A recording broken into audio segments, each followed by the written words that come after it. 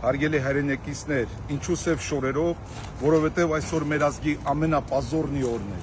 25/06 եւ 27 օրը մենք դեռ լիքը տարիներ կհիշենք, թե մեր պատմության մեջ թուրքերը այսպիսի բան չեն արել, որ արեց այս պարազիտ անիրավ այս շան ծնունդը։ Հիմա հարգելի հայրենակիցներ, սա էլ կաթողիկոսի հարցը չի,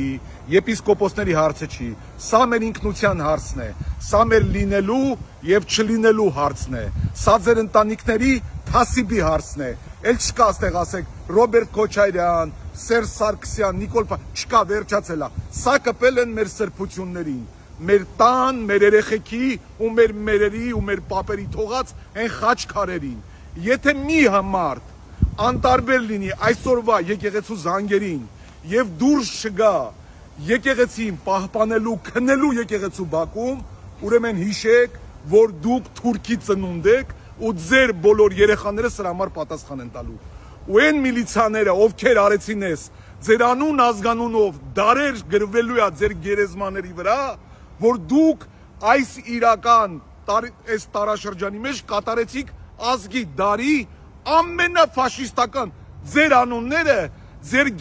դուք գերեզման չեք ունենալու, ձեր երեխեքը ամանչելու են ձեր համար, դպրոց չեն եթալու։ Երբ որ ես ասեցի Սամվել Կարապետյանին ձեռք մի տվեք, սկսելու է այս ամեն ինչի սկիզբը,